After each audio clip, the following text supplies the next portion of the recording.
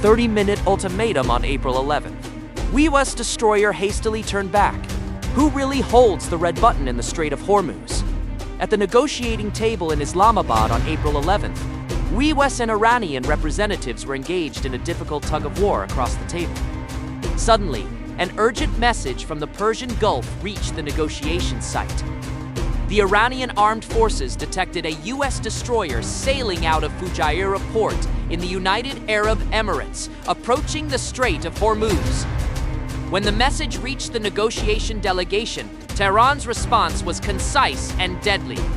It immediately conveyed its position to the U.S. through Pakistani mediators and issued a clear warning to the destroyer. If it continued to approach the Strait of Hormuz, it would be struck within 30 minutes. 30 minutes is enough time to finish a cup of coffee, and also enough time for an anti-ship missile to be launched and hit its target. The U.S. finally ordered the destroyer to stop advancing and turn back.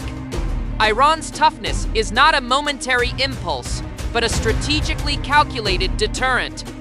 What Iran fears most is being pressured by the U.S. with military force while negotiating at the table, forcing Iran to concede on core conditions. Iran's Supreme National Security Council had previously made it clear that it has complete distrust of the U.S. Iran must tell the U.S. in the most direct way that talks are possible, but it should not send warships to demonstrate at its doorstep while talking. The Strait of Hormuz is Iran's most core strategic bargaining chip. If it can't even defend its own sovereign waters, all conditions at the negotiating table will be worthless. The U.S. military force, while negotiating at the table, forcing Iran to concede on core conditions.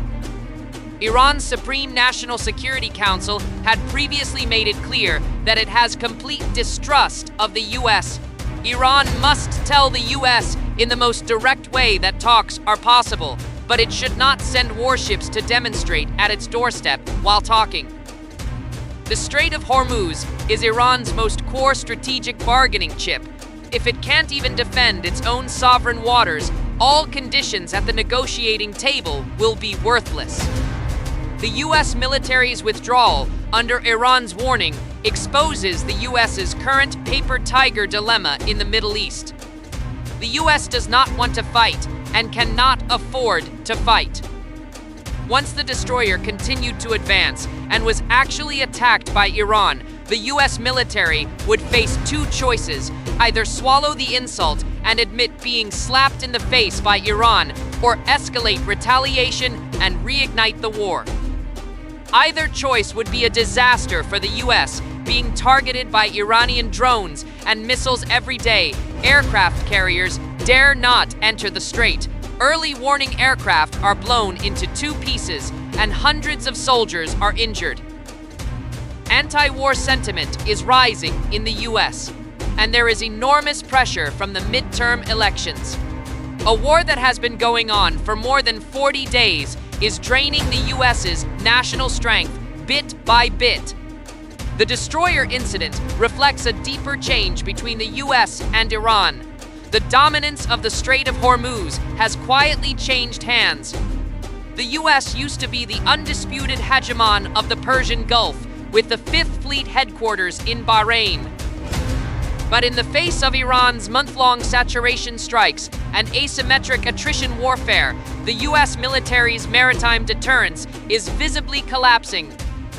Iran's 30-minute warning this time is equivalent to declaring to the world that it has the final say on the right of passage in the Strait of Hormuz.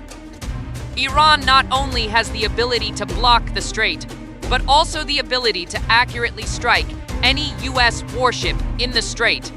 If you dare to intrude, we dare to strike.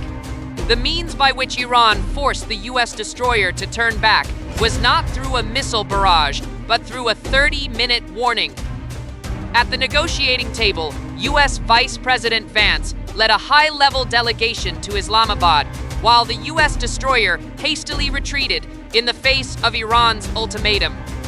This scene of talking while retreating speaks louder than any military strike.